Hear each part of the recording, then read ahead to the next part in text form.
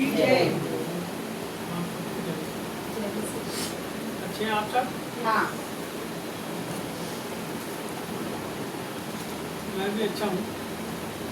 कल मैं किताब सुधार रहा था, टीबी जोशुआ जी, एक बहुत बड़े प्रभु के दास भक्त हैं और नहीं रहे वो प्रभु में, लेकिन उनकी जो सेवकाई है, उनके द्वारा जो परमेश्वर ने अपने अद्भुत आश्चर्य कर्मों को प्रकट किया, बड़े शानदार तरीके से परमेश्वर ने उनको पूरे विश्व के अंदर इस्तेमाल में लाया।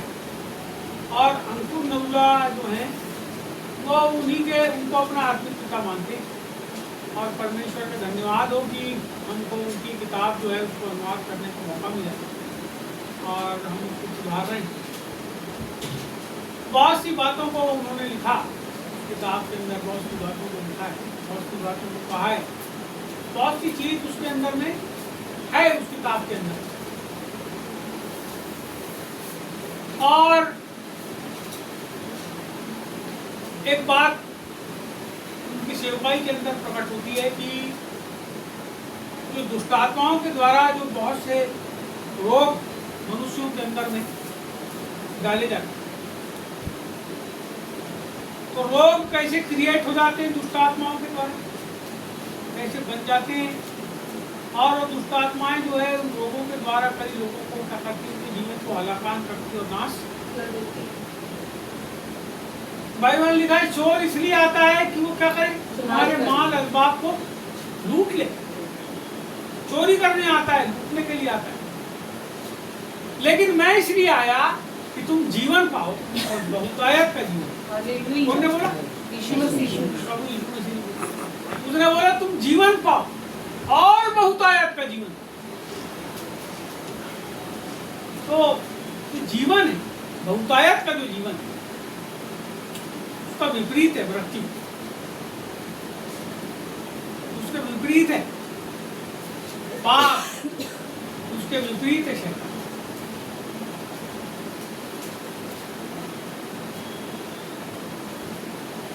शैतान का नाम आप लोगों ने सुने होंगे, सुने ना? शैतान का नाम क्या नाम है? शैतान नाम सुने हो आपने? बोले ना, अभी आओ बोले, क्या नाम है शैतान? क्या बाइबल में लिखा है? उसका नाम लूसीफर है। क्या है उसका नाम? है भोर का चमकने वाला। उसका नाम है भाइयों पर दोष लगाने, भाइयों पर दोष। कौन कौन दोष लगाते? वो आदमी आया तो उसके कारण ऐसा हो, वो आदमी आया तो उसके कारण ऐसा हो, उसने ऐसा किया तो ऐसा हो।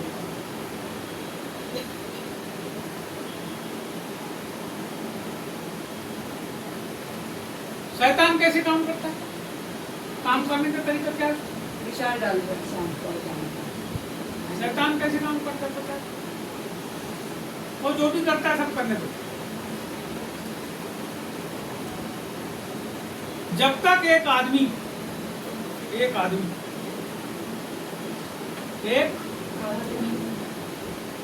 मैं आदमी की बात करता और किसी की अभी नहीं करता, उसमें औरत भी शामिल हो सकती है, उसमें बच्चे भी शामिल हो सकते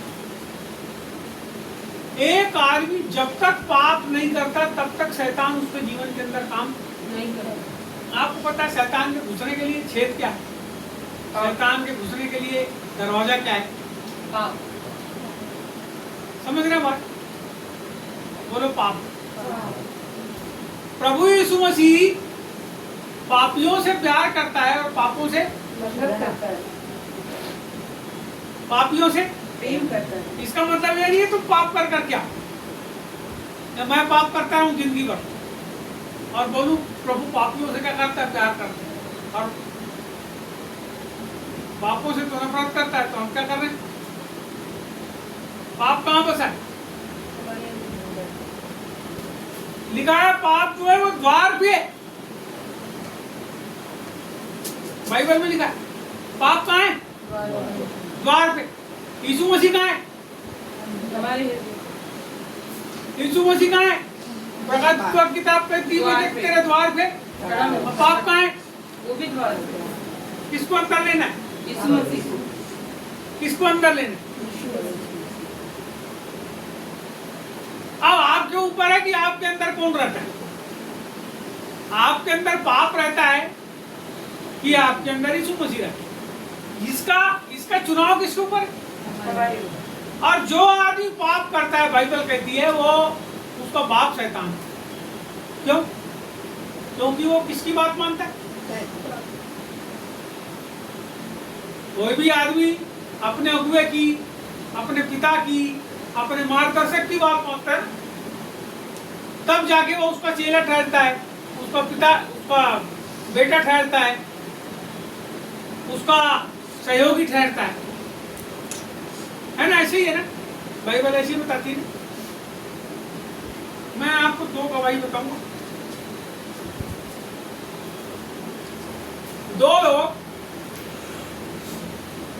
के मन के अंदर ये भाव अचानक से आया कि हम प्रभु का काम बराबर नहीं कर।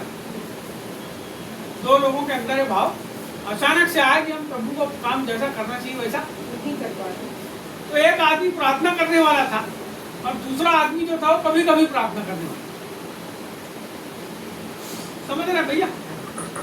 एक आदमी प्रार्थना करने वाला था और एक आदमी कभी कभी प्रार्थना करने वाला था। तो ये दोनों के दोनों जो है वो दोनों के दोनों विजिट करने के लिए गए। कहाँ गए? विजिट करने के लिए। जब वो विजिट करने के लिए गए एक परिवार में, तो उस परिवार में जब वो गए तो परिवार बहुत समस्या में था, बहुत मुसीबत में था। और उसकी मुसीबत का कारण यही था कि वो प्रार्थना नहीं करते। उनने यीशु, अभी आपने पढ़े थोड़ी देर पहले, मैं आपको पढ़ के सुनाता हूँ वचन को, थोड़ा सा आप सुनो। देखो यहाँ पे अभी थोड़ी देर पहले पढ़े, यहाँ लिखा है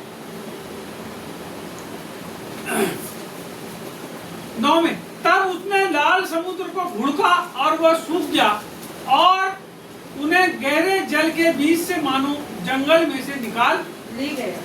कौन उन्हें निकाल के ले गया? प्रभु ने क्या किया? समुद्र को घुड़का। क्या किया? घुड़का। तो समुद्र कैसा हो गया? सूख गया। और कैसा बन गया? जंगल में जब वो चल रहे थे, सूखे सूखे जंगल में, वैसा सूखा रास्ता बन गया। आपको पता है इजरायली लोगों ने, कोई आदमी कहता है कि इजरायली लोगों ने कब बपतिस्मा ली? ये जो लाल समुद्र के बीच से वो निकले ना,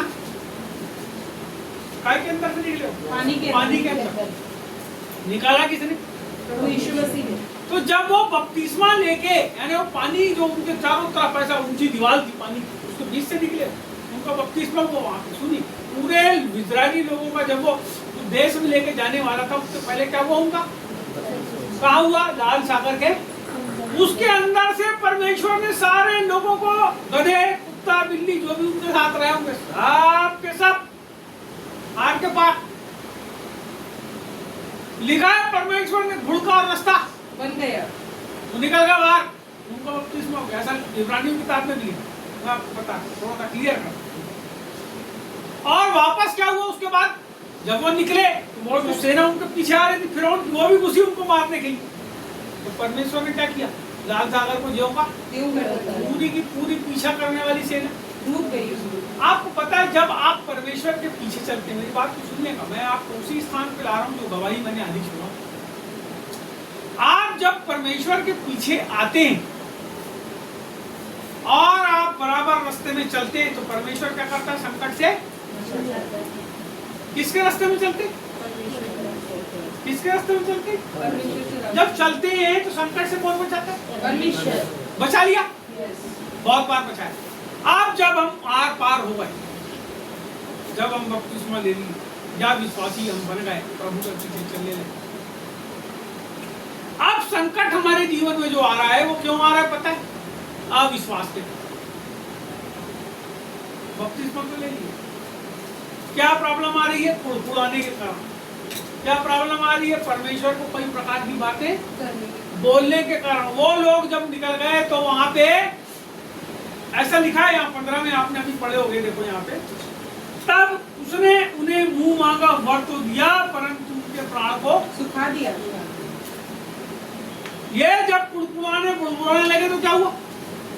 बोले अरे हम वहां थे मिस्र में, तो अच्छा हमको बकरा मच्छी खाने मिलता, तूने यहाँ लेके आ गया हमको जंगल के अंदर। मूसा को बोले तूने जंगल के अंदर ला लिया, अब देख हमको मांस नहीं मिलता खाने के। अनुकूल आए। अब वो जा रहे हैं रास्ते से, पानी नहीं था आसपास, उसको बोले पानी दे पानी दे पानी दे। प्रभु ने बोले चट्टान पे डंडा मार, पानी नहीं दिया। पानी दिया प्रभु ने। इतनी बटेर आ गई वहां, मुंह मांगा, क्या लिखा है, मुंह मांगा वरदान तो दिया परंतु प्राण को। मैं आपको बताना चाहता हूँ, विश्वासी जीवन में यदि हम आ गए हैं तो हमको सावधान और सतर्क होने की जरूरत है कि हमारी जो डिमांड है, हमारी जो मांग है, वो जाए है कि ना जाए। हम परमेश्वर से जिन चीजों को जबरदस्ती मांग रहे हैं उसके द्वारा हमारे ऊपर आशीष आएगी कि हमारे ऊपर अत्याचार, हमारे ऊपर संकट, हमारे ऊपर श्राप। यह निर्धारण केवल एक विश्वासी के जीवन के अंदर है कि वो परमेश्वर से जिन चीजों को मांग रहा है वो प्रभु के अनुसार है कि नहीं। कई बार हम प्रभु के पीछे हाथ पैर धोके, ऐसा हाथ पैर धोके पड़ते, कई लोगों की बात बता रहा हूँ कि यहाँ तो कोई वैसा उपवास करता है कि नहीं मालूम, लेकिन 3-3 दिन का उपवास, 5-5 दिन का उपवास, 10-10 दिन का उपवास, प्रभु हमको ये चीज होना, प्रभु ये चीज हमको होना, प्रभु ये चीज हमको मिल तो जाता है, लेकिन जिंदगी कैसी हो जाती है? बोला प्राण को सुखा देना। अरे अरे अब यहाँ क्या हुआ, ये जो 2 विश्वासी थे किसके घर गए? एक विश्वासी के घर गए, बपतिस्मा तो ले लिया विश्वासी ने, लेकिन प्रार्थना संगति में, प्रभु बोझ में। बाइबल में 4 रास्ते बताया। एक विश्वासी का जो जीवन, उसका जीवन कैसे होना? प्रार्थना करने वाला होना, वचन पढ़ने वाला होना, संगति करने वाला होना और प्रभु बोझ। अब एक गए भाई वहां पे 2 जन, एक ज्यादा प्रार्थना करने वाला और एक कम। और किसके गए? जो प्रार्थना करता ही नहीं। देखो यहाँ 3 क्वालिटी के लोग हैं, एक ज्यादा प्रार्थना करने वाला, एक कम प्रार्थना करने वाला, और जिसके घर गए उसके घर के एक भी आदमी प्रार्थना करने वाले नहीं। अब जब गए तो वहां पे जो दुष्ट आत्मा थी, क्योंकि प्रार्थना करने वाला जहाँ कोई प्रार्थना ही नहीं करेगा वहां कौन आएगा? अपने मन का जिंदगी आप जियो मन माना, बगैर प्रभु से प्रार्थना किए। अब क्या हुआ? उसके घर में थी भूत, उनके घर में थी दुष्ट आत्मा। अब ये 2 आदमी जो है वो कहाँ गए? वहां प्रार्थना में। और जब वापसी आए तो एक जन की तो मुंडी दुखी रात पर, और एक जन की जो खटिया उसको भूत ने खूब हिलाया। मैं आपको बताता हूँ, सुनो मेरी बात, आगे सुनो। अब इनने और प्रार्थना कर जोर जोर से, प्रभु अनुग्रह कर, भूत को भगा दिया प्रभु ने, क्योंकि प्रार्थना करने वाले थे ना। जिसकी मुंडी दुख रही थी उसने भी प्रार्थना कर, तो उसकी मुंडी सुधर गई। मगर वो भूत जो उसके घर का आके खटिया हिलाता था वापस उसी घर में चले गया और जाके फिर उसके घर ही खटिया हिलाया। अब आगे क्या हुआ? दूसरे दिन फिर जज्बा जागा, प्रभु हम तेरा काम करेंगे। एक दिन तो फिर, दूसरे दिन हो सकता है विश्वासी लोग नहीं गए, लेकिन तीसरे दिन वो लोग फिर एक जन के घर गए। जब एक जन के घर गए तो एक जन की तबीयत 2 दिन के लिए खराब हुई। कारण क्या है? मौका, ये जो विश्वासी है जिनके घर लोग गए, क्या कारण है कि उनके घर में जाने से विश्वासी लोगों के ऊपर भी अटैक हो रहा? आप समझ रहे बात? जिनके ऊपर अटैक हो रहा हो तो प्रार्थना करने वाले, वो अटैक को क्या करेंगे? प्रभु से प्रार्थना करके भगा देंगे दुष्ट आत्मा। जो भी अटैक आ रहे हैं उनको प्रार्थना करेंगे तो, क्योंकि विश्वासी है ना। विश्वास करने वालों में चिन्ह होंगे क्यों? मेरे नाम से दुष्ट आत्मा, तो बीमार पे हाथ रखेंगे। लेकिन समस्या ये है कि जब तुम विश्वासी बन जाते हैं, जब लोग विश्वासी बन जाते हैं तो उनके अंदर विश्वास नहीं रहता। वो अपनी जिंदगी को अपने अनुसार जीने के लिए प्रभु के पास, जबकि एक विश्वासी का जो जीवन है वो कैसा होना चाहिए? विश्वासी का जीवन प्रभु के अनुसार जीने वाला होना चाहिए। लेकिन यहाँ क्या हो रहा है? ये विश्वासी अपने घर में अपने अनुसार मनमाना जीवन। अब जो समस्याएं हैं उसके लिए यदि कोई प्रार्थना करने वाला आए तो समस्या क्यों है? क्योंकि आदमी काय में है? बंधन। बोलो बंधन। यहाँ पे लिखा है, देखो फिर 10 में देखिए, 12 में देखो। और 13 को देखो, यहाँ लिखा है तब उन्होंने उसके वचनों पर विश्वास किया और उसकी स्तुति गाने लगे। जब विश्वास करते हैं, जब प्रभु आश्चर्य करता है तो लोग क्या करते हैं, स्तुति गाने लगते हैं। लेकिन आगे लिखा है परंतु वे झट उसके कामों को भूल गए और उसकी युक्ति के लिए ना ठहरे। युक्ति का मतलब योजना, किसकी योजना? यदि हम परमेश्वर के पास आए हैं तो हम किसकी युक्ति चला रहे हैं? युक्ति किसकी चला रहे हैं? योजना किसकी है? नहीं, आप अपने जीवन को ध्यान दो, मूल्यांकन करो। मैं आपको दोष नहीं लगा रहा हूँ, एक बात बोल रहा हूँ, आप समझो अपने जीवन। मैं दोष लगाने वाला नहीं हूँ, मैं प्रभु को जानूं। तो मैं चाहता हूँ कि हमारा जीवन जो है परमेश्वर की युक्ति के अनुसार होना चाहिए, उसकी योजना के अनुसार। यहाँ पे लिखा है वो झट क्या कर दिए? क्या होगा? परमेश्वर के कामों को भूल गए। और ऐसा लिखा है कि उन्होंने उसकी युक्ति के लिए ठहरे। ये जब हमारे जीवन में, विश्वासी के जीवन के अंदर ये बात आ जाती है कि वो परमेश्वर के लिए ठहरते नहीं, किसके लिए? उसकी योजना। तब वहां नीचे लिखा है उसने उनको मुंह मांगा वरदान तो दिया परंतु उनके प्राणों को। आज ये जो स्थिति बनी है मसीही परिवारों के अंदर, आज जो स्थिति बनी है विश्वास करने वालों के अंदर, आज जो स्थिति बनी है बड़े बड़े चिन्ह और चमत्कार करने वाले ऐसे लोगों के अंदर, जिनके जीवन में 20 साल पहले चमत्कार होते थे, लेकिन आज वो खुद समस्या में, वो खुद परेशान है अपने बाल बच्चों से, वो खुद परेशान है अपनी औरत से, वो खुद परेशान है अपने मोहल्ले वालों से, वो परेशान है अपने आसपास के माहौल से। क्यों? उसका कारण ये है कि वो प्रभु के पास आके बहुत ज्यादा खुश तो हुए, लेकिन झट परमेश्वर को। एक रास्ते में एक आदमी जा रहा था, मैं बता रहा हूँ, मैं भी गया, वो बात आज तक मेरे को याद। एक रास्ते में आदमी जा रहा था, उसके पास इतना बड़ा टोकना, दिल्ली के चांदनी चौक की बात, उसमें पैटीज थी। उस समय बालाघाट में पैटीज नहीं आई थी, पैटीज यहाँ नहीं मिलती थी। पैटीज जो है मैदे का एक ऐसा ब्रेड के जैसे ब्रेड होती है ना, बीच से काटते हैं ऐसा तिरपट, वैसा तिरपट कटा हुआ तिकोना होता है, उसके अंदर आलू भर के उसको जो है वो रोस्ट कर देते हैं, तो वो ऐसा ऊपर पपड़ी रहती है और अंदर आलू भरा होता है। जैसे आजकल नड्डा खा रहे ना आलू भर के, वैसे ही वो थोड़ा मोटा रहता है पैटीज। मैं गया तो मैं देखा कि वहां पे एक आदमी यहाँ बड़े डल्ले भर के पैटीज लेके आया और लोग जो है झपट के उसके ऊपर क्या किए,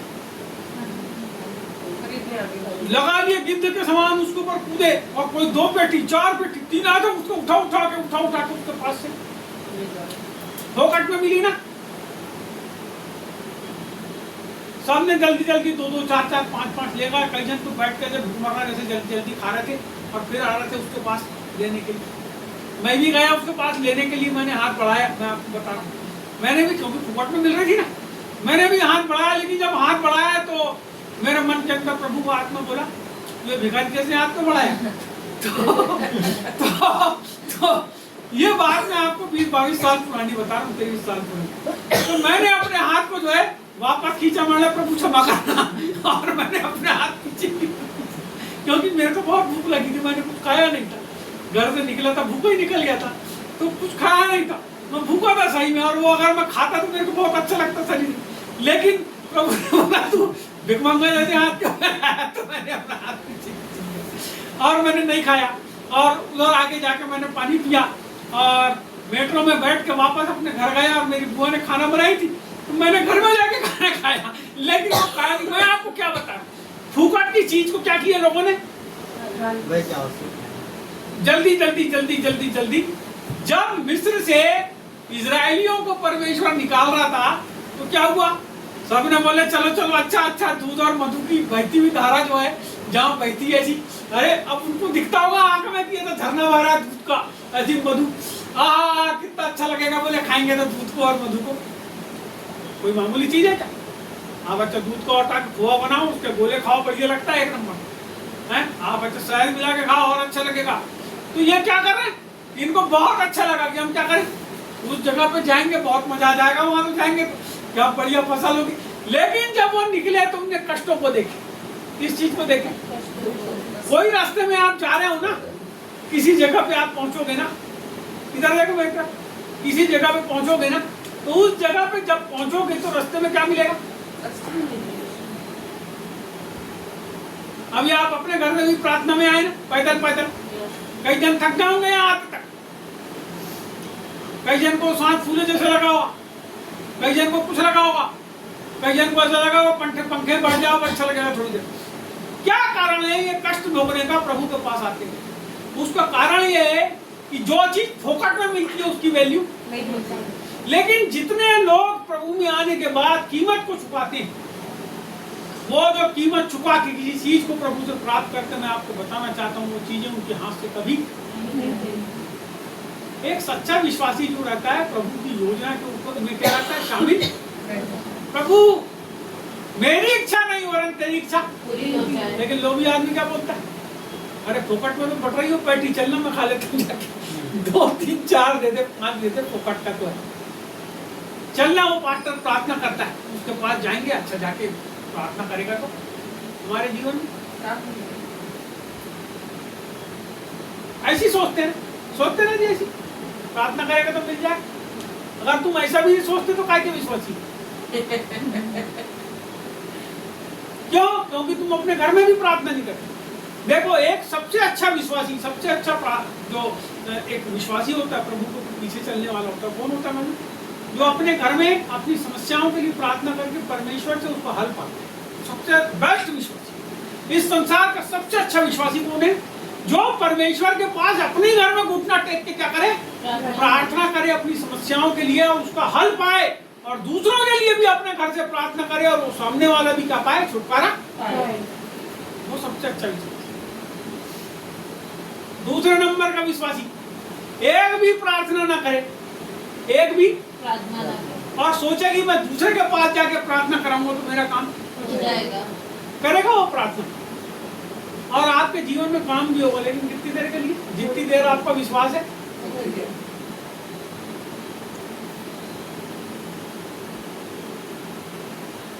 कितने लोग हैं जिनको परमेश्वर ने अपने मन से सुधारा? यीशु मसीह ने अपने मन से सुधारा। कौन कौन है बताओ? परमेश्वर ने किसको अपने मन से सुधारा?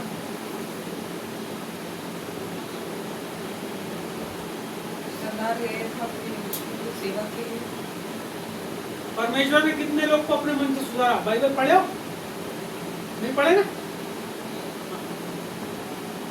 एक अच्छा विश्वासी वो होता है, देखो मैंने 4 बात बताया था, जो परमेश्वर के वचन को अपने हृदय के अंदर, जो वचन को पढ़ता है अपने घर में, अच्छा विश्वासी हो। विश्वास का मतलब जो प्रभु के लिए विश्वासी होगी, उसकी 4 क्वालिटी। पहली है वो प्रार्थना करने वाला होता है, दूसरी वचन को पढ़ने वाला होता है, तीसरी संगति करने वाला होता है, चौथा प्रभु बोल देने वाला। यह विश्वासी है जिसके अंदर ये 4 बात है, वही विश्वासी। जो है 3 काम मत करे और केवल प्रभु बोल ले, बकवास आदमी नंबर 1 का। क्यों? क्योंकि ना वो प्रभु से संगति करता, कुछ भी नहीं करता और तनख्वाह मांगने आ गया। महीने भर काम मत करो और तनख्वाह मांगने दोगे आप? आपके होटल में काम करना है बगैर काम करे पैसे। तुम भी काम करने मत जाओ किसी घर में और महीने में जाके खड़े हो जाओ, ला पैसा। बोले वाट मैंने पहचान कर तेरा कौन है? तुम्हारे पिताजी ने जिंदगी भर काम करे ना, 8 तरह की नौकरी, पेंशन मिलती है ना? नहीं करते तो मिलती क्या?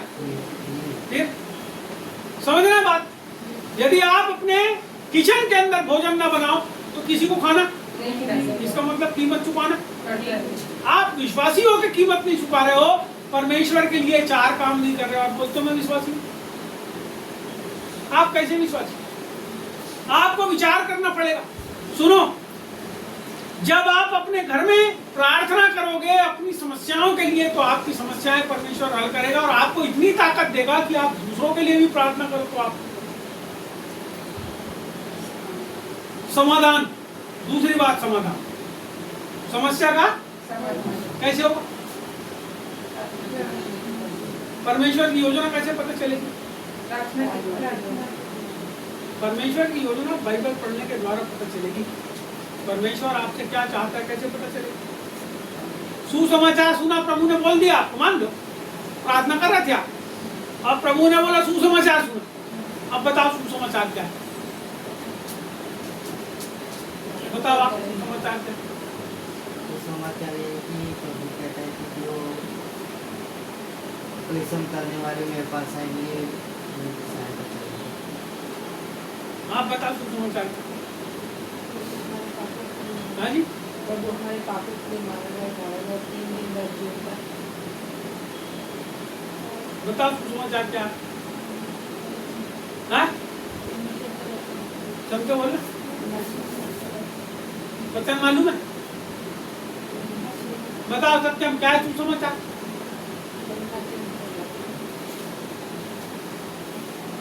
आपने जो बोले वही सुसमाचार। तो वरना 316 सुसमाचार नहीं। प्रभु पैदा हुआ, पहली चीज कैसे यीशु मसीह पैदा हुआ? कुमारी के द्वारा। उसके बगैर परमेश्वर की योजना। तो हमारे पापों के लिए उसने सारे कष्टों को उठाया, तो उसके ऊपर चढ़ा और हमारे पापों को क्षमा किया। उसके लहू के बहने के द्वारा हमारे पाप क्षमा। वो मारा गया, गाड़ा गया और मुर्दों में से जी उठा। जैसे वो जी उठा, जो जो उसके ऊपर विश्वास करता है वो भी जी उठेंगे। जिसके पाप क्षमा होते हैं वो धर्मी ठहरता है, वो पापी नहीं होता। और जो अपनी जिंदगी भर प्रभु के पीछे चलता है, यदि वो मर भी जाए तो जी, और यदि जीवित होगा और प्रभु आए तो है ना, केवल मुर्दों में से जी नहीं उठा, वो शरीर स्वर्ग में पिता के दाहिने जाके। ये पूरा संदेश जब आप किसी को सुनाते हो तो सच्चाई को पाता है, उसको स्वीकार करे या ना करे। आपको संदेश सुनाने के लिए भी बाइबल आप पढ़ते थे। आप बाइबल पढ़ोगे नहीं, पढ़ने का मतलब है उपन्यास जैसे पढ़ते हैं कई लोग, वैसा पढ़ना नहीं। आप जब खोलते हो बाइबल तो उसको खोल के ये देखो परमेश्वर मेरे से क्या बात कर रहा है। आपको पता ही नहीं प्रभु कैसे बात करता है। आप सोचते हो प्रार्थना करेंगे उसको कोई आवाज आ जाएगी, सपना दिख जाएगा। नहीं रे भाई, सबसे ज्यादा परमेश्वर यदि बात करता है, आजकल मोबाइल है ना, मोबाइल किसी को बात कर रहे हैं तो क्या करता है, मोबाइल लगाता है और बात करता है। लेकिन परमेश्वर के पास ये मोबाइल वाला कोई सिस्टम नहीं है। उसने एक लव लेटर लिखा है। हम सब उसकी कलीसिया, हम सब उसकी दुल्हन है। उनको हमको क्या किया प्रभु ने ये? अब वहां पे विश्वासियों की बात हमने अधूरी छोड़ दी, तब हम आगे बढ़ रहे। क्या हुआ?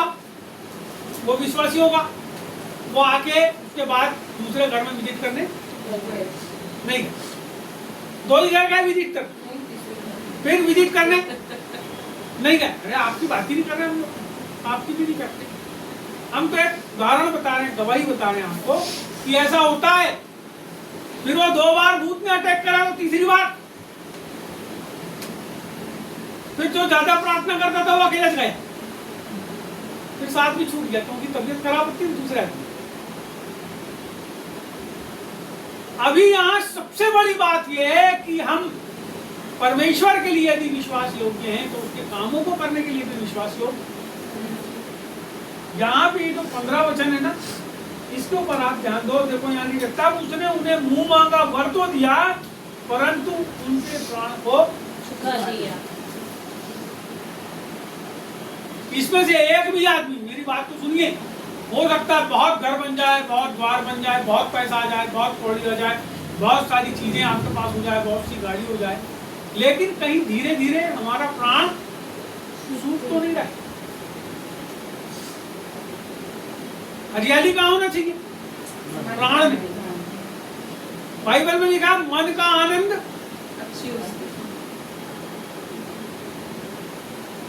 बाइबल में ऐसा भी लिखा है, यदि कोई अपने पापों के कारण, मेरी भाषा में थोड़ा चेंज हो सकता है वचन, यदि कोई अपने पापों के कारण दंड पाता है तो इसमें क्या बड़ाई। लेकिन यदि कोई धर्मी होकर दंड पाए तो यह कोई बात, यदि कोई पापी होके दंड को पाता है, इसका मतलब कोई चोटा जूते खाता है, तो इसमें कोई बड़ी बात नहीं, क्योंकि चोरी की इसलिए लोगों ने। लेकिन यदि कोई धर्मी है, उसने कोई गलत काम नहीं किया और लोग आके बोले तूने गलत काम करा है, तूने ऐसा किया है, तूने चोरी किया है, तूने फलाना किया है, तूने डाका डाला है, तूने ऐसा किया, तब बाइबल कहती है मेरे कारण यदि कोई तुम्हें सताए, झूठ बोल बोल कर तुम्हारी बुराई करे तो तुम आनंदित और मगन रहना। लेकिन यदि हम पाप करके दंड पा रहे हैं तो फिर सुधार की, इसका मतलब ये हुआ कि अभी भी विश्वास में पश्चाताप करने की। हमारा जीवन परमेश्वर ने बहुत सुंदर तरीके से बनाया है, मैं आपको बताता हूँ। यदि हम अपने जीवन में ध्येय, उद्देश्य, योजना परमेश्वर के द्वारा प्राप्त करके चलेंगे ना, तो हो सकता है हमारे जीवन में। लेकिन हम जब मंजिल पे पहुंचेंगे तो परमेश्वर यीशु हमारा मुकुट के साथ साथ आदर करेंगे, स्वागत करेंगे। बाइबल में लिखा है कि जब स्तिफनुस जो है उसको पत्थर वहा करके मारे, तो मारे ना, तो ऐसा लिखा है कि उसने ऊपर की ओर सिर को जब उठाया तो उसने क्या देखा कि स्वर्ग खुला हुआ है और यीशु मसीह उसका स्वागत कर रहे हैं। हम यदि प्रभु में हैं तो हमको परमेश्वर के अनुसार अपने जीवन को जीना है अंतिम क्षण तक। यदि हम परमेश्वर के अनुसार जीवन को जिएंगे तो हमारा प्राण सूखेगा नहीं। जैसे यहाँ लिखा है उन्हें मुंह मांगा वरदान तो दिया, इसका मतलब जो चीज आप मांगते हो सब मिल तो रहा है, लेकिन कहीं उसके साथ प्राण सूख तो नहीं रहा। प्राण में क्या होना? हरियाली होना, प्राण के अंदर आनंद होना, मन का आनंद अच्छी हो। बाइबल लिखा है सबसे अधिक अपने मन की रक्षा कर, क्योंकि जीवन का मूल वही तो। जीवन का स्रोत मन के द्वारा, मन के जीते जीत है और मन के हारे और अंतर द्वंद की वजह से जीते युद्ध। यदि आप अंदर जीत गए बाहर जीते हुए, यदि आपके अंदर हरियाली है तो बाहर भी हो सकता है आपके पास खाने के लिए ना, लेकिन अंदर हरियाली होना, अंदर आनंद होना, तो आपके अंदर संतुष्टि। लेकिन बहुत सारा बहुत कुछ है और मन के अंदर आपके कुछ भी नहीं है, तो और हाय हाय करोगे और दौड़ोगे और मिल जाए और ऐसा हो जाए और वैसा हो जाए। ये हाय हाय से परमेश्वर क्या करता है? मुक्ति। मैं वापस उन्हीं के पास आता हूँ, उन्हीं महिलाओं के पास, उन्हीं बहनों के पास, उसी भाई के पास जो एक बार दुष्ट आत्मा निकाल लेगा। तो फिर से बता रहा हूँ, बटरा चौकी की बात है। एक आदमी को ऐसा पता चला कि फलाने आदमी के अंदर दुष्ट आत्मा है, तो इसने बोला ऐसा क्या, मैं जाता हूँ दुष्ट आत्मा निकालने। और वो गया, जो प्रार्थना करा उसने उस औरत के लिए जिसके अंदर भूत, तो औरत तुरंत सुधर 1 सेकंड में। लेकिन दूसरे सेकंड में जो आदमी था जिसने प्रार्थना किया था दुष्ट आत्मा उसके अंदर बात है, वो सुधर गई, लेकिन दुष्ट आत्मा किसके साथ आ गई? प्रार्थना करने वाले।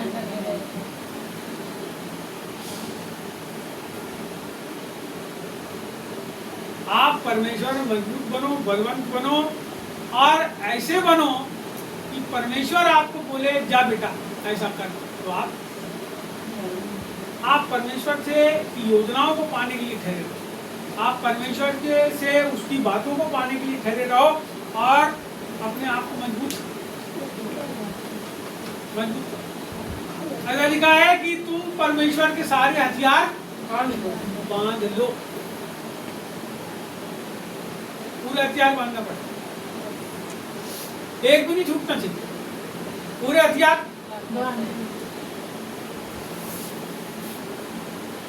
हम इस बात को मैं आज विचार कर रहा था सवेरे के समय, कल भी सोच रहा था कि क्या कारण है कि विश्वासी अपने विश्वास में, अपने जीवन के उन रास्तों में फीके पड़ रहे हैं। क्या कारण? यही नहीं, पूरी जगह, पूरे जगह पे आज जो फीकापन है वो क्यों है? उसका कारण है परमेश्वर से दूर। जब तक प्रभु से मुलाकात नहीं करेंगे, जब तक प्रभु से मिलेंगे नहीं, तब तक वो आनंद, तब तक वो सामर्थ नहीं आ सकता, तब तक वो शक्ति। नहीं आ सकता। तो विश्वासी जीवन के अंदर ये जो 4 बात है, इसको हम क्या करें? थाम के रखें, अपने जीवन में फॉलो अप करें। जैसे जैसे फॉलो अप करेंगे वैसे वैसे हमारे जीवन के अंदर परिवर्तन होते जाएंगे और हम प्रभु के लिए विश्वास योग्य। पहले आइए।